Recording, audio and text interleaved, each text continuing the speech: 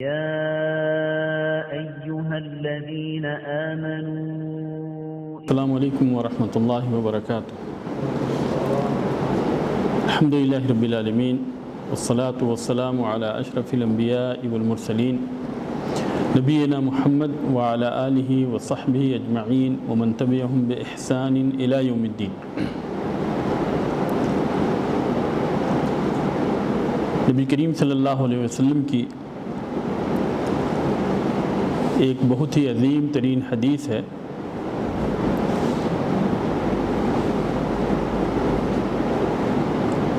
جو حدیث اسلام کے ارکان، ایمان کے ارکان اور اسی طریقے سے احسان کے ارکان کو شامل ہے۔ یہ حدیث اس طریقے سے اہمیت کی حامل ہے کہ یہ دین کی بنیاد ہے، اور باقی جتنی بھی حدیثیں ہیں، قرآن کی آیتیں ہیں، ایک طرح سے اس حدیث کی شرح ہے۔ اس حدیث کے راوی عمر بن خطاب رضی اللہ تعالیٰ عنہ ہیں، کہتے ہیں کنّا جلوساً عند رسول اللہ صلی اللہ علیہ وسلم، ہم لوگ نبی کریم صلی اللہ علیہ وسلم کے پاس بیٹھے ہوئے تھے۔ اطلع علینا رجل شدید بیاض الثیاب، کہ ایک آدمی آیا جس کے کپڑے نہایت سفید تھے، شدید سواد الشعر، اور اس کے بال نہایت ہی کالے تھے، لا یرى علیہ اثر السفر ولا یعرفہ منا احد، اس کے اوپر سفر کے نشان ظاہر نہیں ہو رہے تھے، اور تعجب کی بات یہ تھی کہ ہم میں سے کوئی اس کو جانتا بھی نہیں تھا، یعنی وہ مدینے کے ارد گرد کا، مدینے کا یا مدینے کے ارد گرد کا رہنے والا بھی نہیں تھا، اور نہیں کہیں دور دراز سے آیا ہوا مسافر لگ رہا تھا۔ حتی جلس عند رسول اللہ صلی اللہ علیہ وسلم، وہ آیا، آ کر نبی کریم صلی اللہ علیہ وسلم کے پاس بیٹھ گیا۔ فَأَسْنَدَ رُكْبَتَيْهِ إِلَى رُكْبَتَيْهِ، اپنے دونوں گھٹنوں کو نبی کریم صلی اللہ علیہ وسلم کے گھٹنے سے ملایا، وَوَضَعَ كَفَّيْهِ عَلَى فَخِذَيْهِ، اور اپنے ہاتھوں کو اپنے رانوں پہ رکھا، وقال یا محمد اخبرنی عن الاسلام، اور کہا کہ اے محمد صلی اللہ علیہ وسلم آپ مجھے اسلام کے بارے میں بتائیں۔ تو نبی کریم صلی اللہ علیہ وسلم نے فرمایا الاسلام ان تشهد ان لا الہ الا اللہ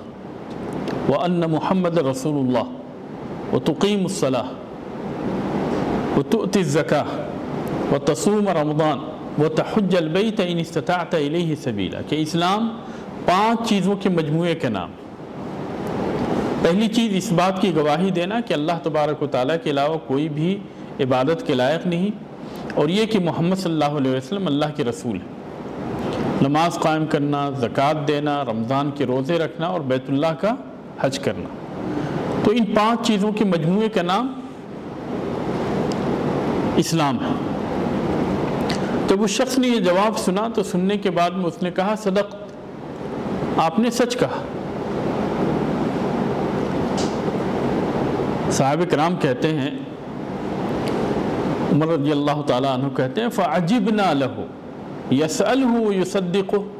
ہمیں تعجب ہوا کہ یہ کیسا بندہ ہے، سوال بھی کر رہا ہے اور سوال کرنے کے بعد میں پھر تصدیق بھی کر رہا ہے، جبکہ تصدیق وہی انسان کر سکتا ہے، وہی آدمی کر سکتا ہے جس کے پاس اس کے بارے میں علم ہو۔ تو اس لیے ہمیں تعجب ہوا، پہلے بھی انہیں تعجب ہوا تھا جب وہ شخص آیا اور وہ مدینے کے ارد گرد کا رہنے والا بھی نہیں لگ رہا تھا، اور دور دراز سے آیا ہوا مسافر بھی نہیں لگ رہا تھا، کیونکہ اس کے کپڑے سفید تھے، بال کالے تھے۔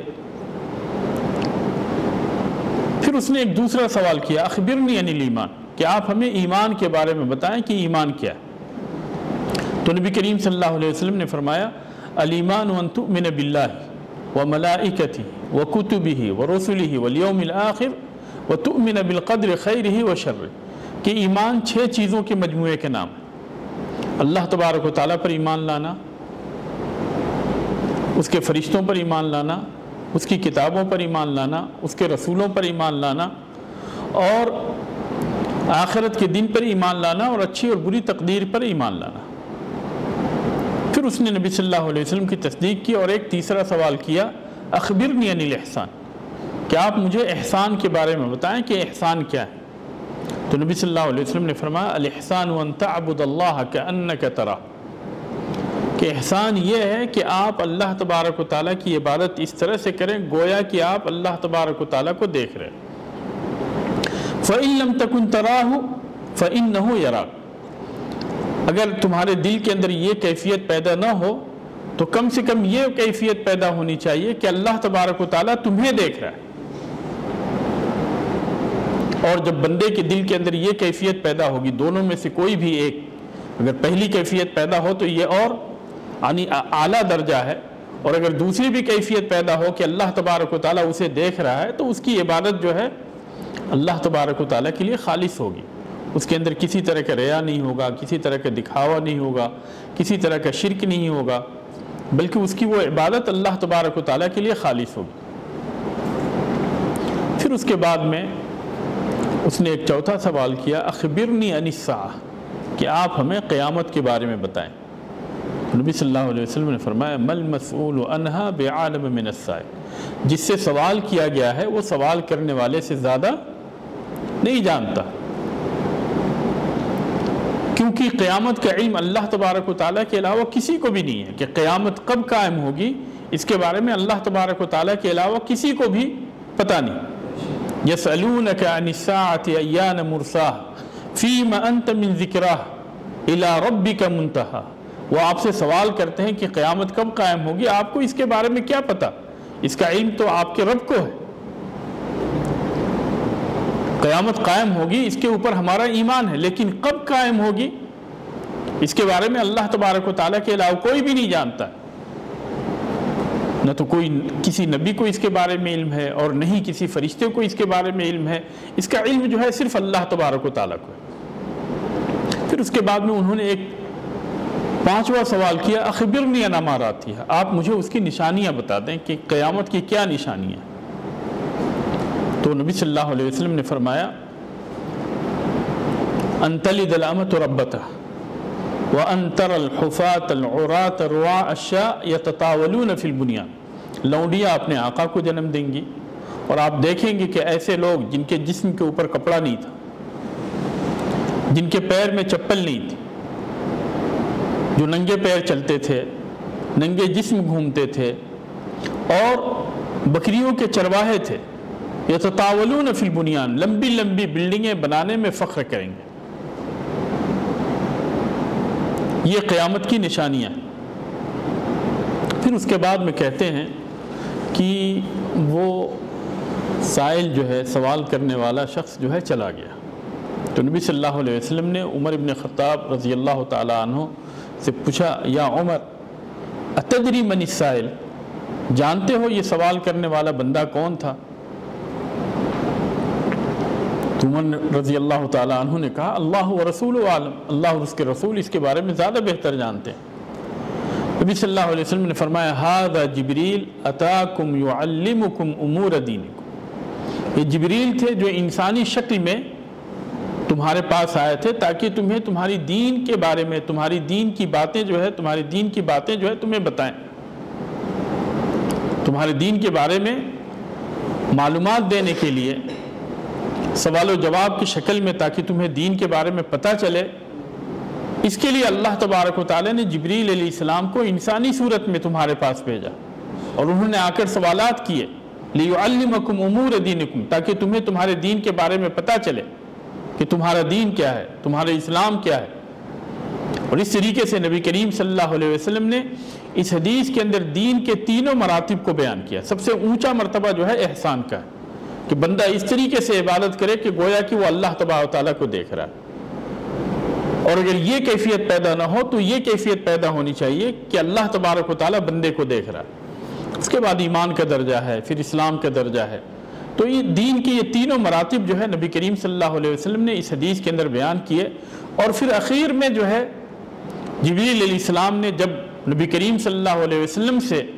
قیامت کے بارے میں پوچھا کہ قیامت کب قائم ہوگی، تو آپ صلی اللہ علیہ وسلم نے بتایا کہ اس کے بارے میں اللہ کے علاوہ کسی کو بھی پتہ نہیں۔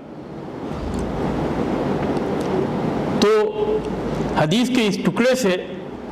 ان لوگوں کی بات اور ان لوگوں کی عقیدے کی تردید ہوتی ہے جو نبی کریم صلی اللہ علیہ وسلم کے بارے میں یہ کہتے ہیں کہ نبی صلی اللہ علیہ وسلم مطلق عالم الغیب تھے۔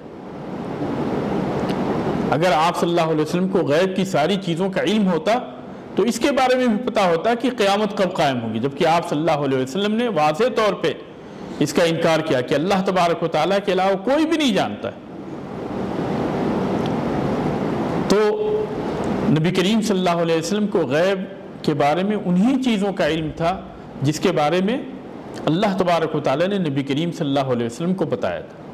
تو اس عقیدہ، یہ ہمارا عقیدہ ہے جو کہ قرآن اور حدیث کے اندر واضح طور پر بیان کیا گیا ہے۔ اس لیے اس طرح کا عقیدہ رکھنا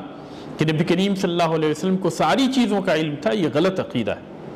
اور اس عقیدے کی تردید خود اللہ تبارک و تعالیٰ نے قرآن مجید کے اندر کی، اور خود نبی کریم صلی اللہ علیہ وسلم نے حدیث کے اندر بیان فرمایا کہ اس کے بارے میں اللہ تبارک و تعالیٰ کے علاوہ کسی کو بھی پتہ نہیں۔ اللہ تبارک و تعالیٰ سے دعا ہے کہ اللہ تبارک و تعالیٰ ہمیں دین کی صحیح سمجھ عطا کرے، جب تک ہمیں اس دنیا کے اندر زندہ رکھے، اسلام پہ زندہ رکھے، اور جب ہمیں وفات دے اسلام پہ وفات دے۔ آمین وآخر دعوانا الحمدللہ رب العالمین، والسلام علیکم ورحمۃ اللہ وبرکاتہ۔